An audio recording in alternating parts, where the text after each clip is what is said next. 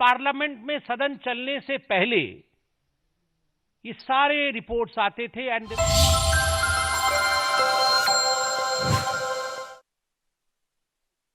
has given, I'm sure you'll appreciate with your experience, very exhaustive answer that being abstention on a resolution is driven by several circumstances. The script of the resolution, the consequence of the resolution, its long-term impact. It is not simpliciter that it expresses what you indicated. That, as a matter of fact, is driven by our civilization.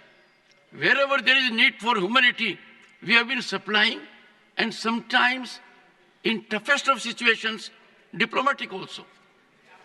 Saket Gokhale. Sir, thank you very much.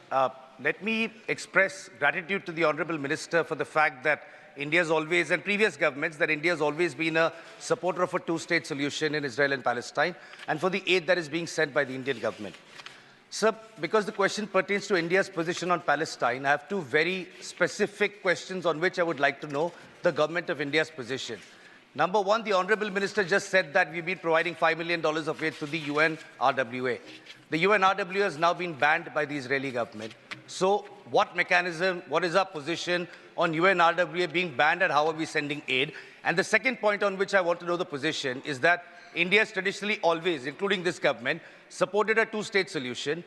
In the United Nations, we abstained on a resolution against Israeli illegal settlements in the West Bank. What is India's position on the illegal settlements made by Israel in the West Bank and Palestine, sir? Before the Honorable Minister responds, the little I gathered in diplomacy, if you win a battle by argument, you lose it. Honorable Minister. Thank you, sir.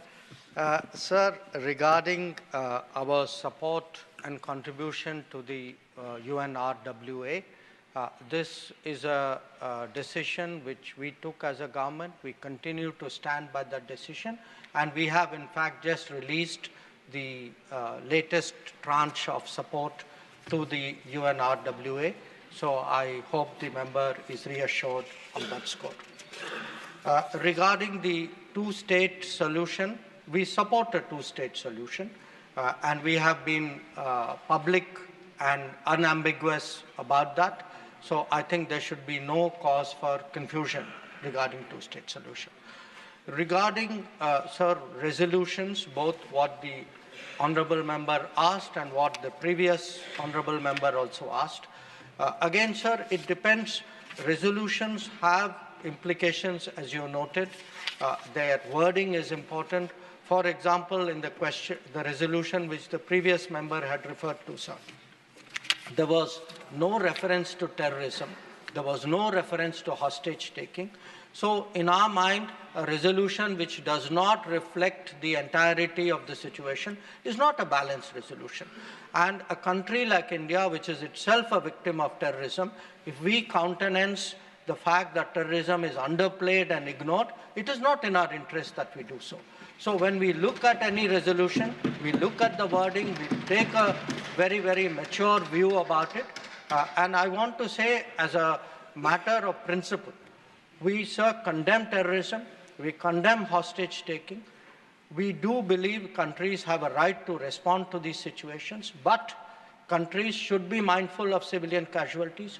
They must observe humanitarian law, and we would like a ceasefire and an early end to violence. Our position has been very, very clear, but we would like this duly reflected in well-worded resolutions which are balanced.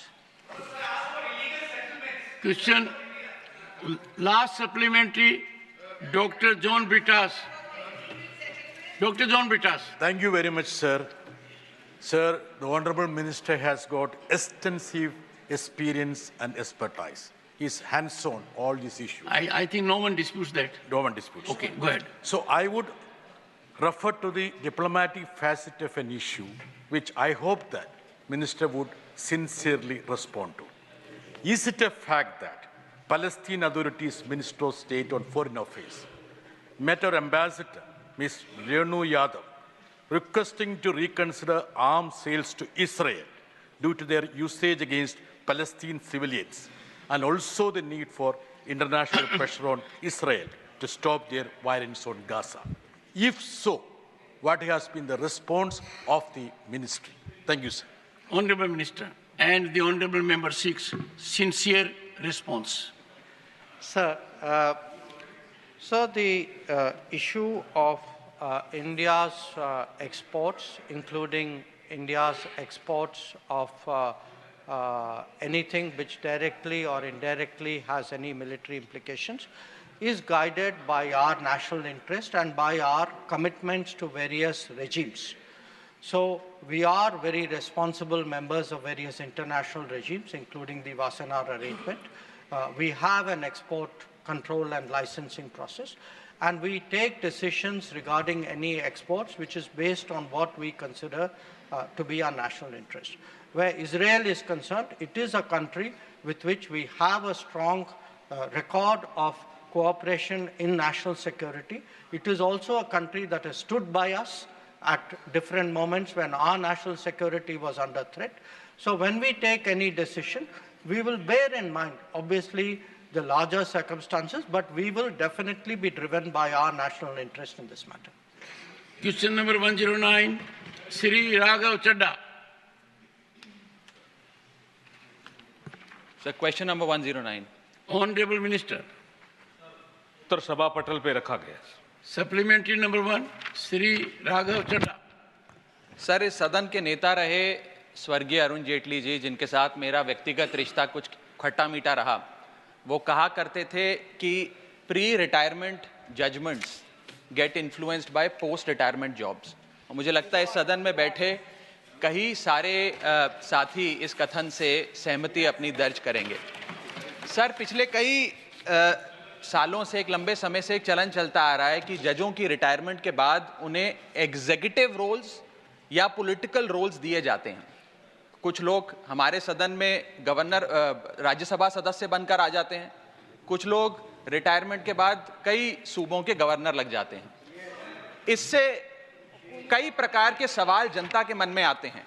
Conflict of interest का सवाल आता है, executive interference इन judicial process का सवाल आता है, independence of judiciary का सवाल आता है। तो मेरा सरकार से ये सवाल है कि कुछ सुझाव जो लगातार कई समितियों के माध्यम से भी सरकार के पास आए, जो मैं अभी बताना चाहता हूं, इस पे सरकार का क्या विचार है। पहला, कि जजों की रिटायरमेंट के बाद एक कूलिंग ऑफ पीरियड होना चाहिए कि करीब करीब 2 साल तक किसी भी जज को रिटायरमेंट के बाद कोई एग्जीक्यूटिव या पॉलिटिकल रोल ना दिया जाए और किसी समिति की चेयरमैनशिप भी ना दी जाए। उस सुझाव पे सरकार का क्या कहना है। मेरा दूसरा सुझाव। Once again, well, to satisfy my very dear friend Jairam Ramesh, in the United States, they brought a serious issue, conflict of interest of advocates. And they wanted to keep lawyers away from Congress and Senate. It was severely debated. Ultimately, it was found that if conflict of interest issue has to dominate, then House will be empty. Because someone will always have conflict of interest. Honorable member,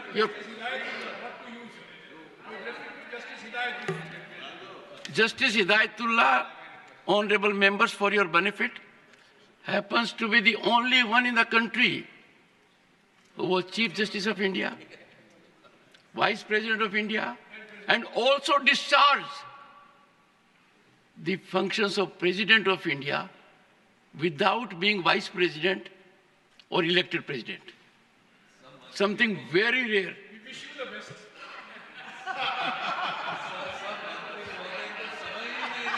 Raghav ji, आप अपना प्रश्न पूछिए। मैं शुरू से शुरू करूं sir?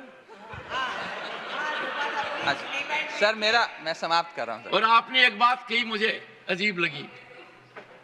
आपने कहा कि अरुण जेटली से आपके खट्टे मीठे रिश्ते थे।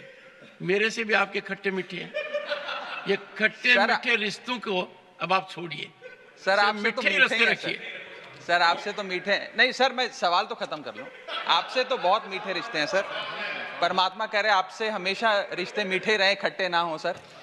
सर, मेरा सवाल जो था वो ये था कि सरकार जो 3 सुझाव लगातार तमाम समितियों के माध्यम से सरकार के विचाराधीन आए हैं, उस पर सरकार का क्या कहना है। पहला कि जजों की रिटायरमेंट के बाद उन्हें 2 साल का कूलिंग ऑफ पीरियड देना चाहिए, यानी कि रिटायरमेंट के 2 साल तक उन्हें किसी एग्जीक्यूटिव या पॉलिटिकल रोल में उनकी नियुक्ति नहीं होनी चाहिए। दूसरा सुझाव, उनकी पेंशन को इतना बढ़ा दिया जाए कि आर्थिक निर्भरता किसी भी पोस्ट रिटायरमेंट जॉब की जजेस पे ना हो, ना उनके मन में कुछ इच्छा हो कि हम रिटायरमेंट के बाद सरकार से कोई पोजीशन ले लें। और थर्ड सुझाव सर जो लगातार आता रहा है कि मेरिट बेस्ड अपॉइंटमेंट का एक प्रोसेस होना चाहिए जिसके तहत जजों को रिटायरमेंट के बाद नियुक्त किया जाए, ना कि सरकार की विम्स और फैंसीज के तहत। Honourable minister. चेयरमैन सर, माननीय सदस्य ने जो सवाल पूछा है उसमें इन्होंने पॉलिटिकल एंगल देने का प्रयास किया है। सुप्रीम कोर्ट व हाई कोर्ट के जजों की नियुक्ति संविधान के आर्टिकल 124, 217, 224 तथा सुप्रीम कोर्ट के 1993 सेकंड जज केस और 1998 थर्ड जज केस के आधार पर बनाए गए मेमोरेंडम ऑफ प्रोसीजर के अनुसार की जाती है, ये इनको भी पता है।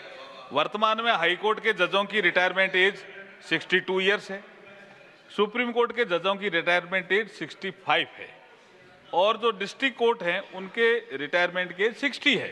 ये जिनका जिक्र कर रहे हैं कि एक चीफ जस्टिस कॉन्फ्रेंस हुई थी, उसमें एक रेजोल्यूशन लिया कि जजेस की रिटायरमेंट की एज बढ़ानी चाहिए।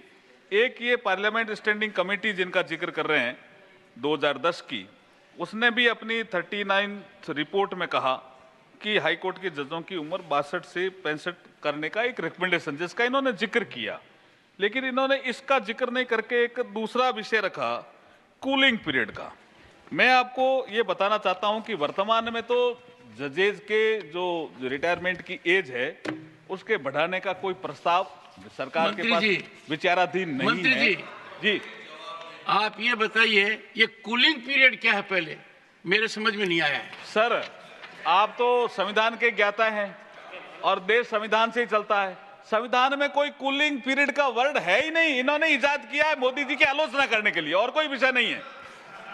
और मैं ये कहना चाहता हूं जजेज के सुप्रीम कोर्ट और हाई कोर्ट में जब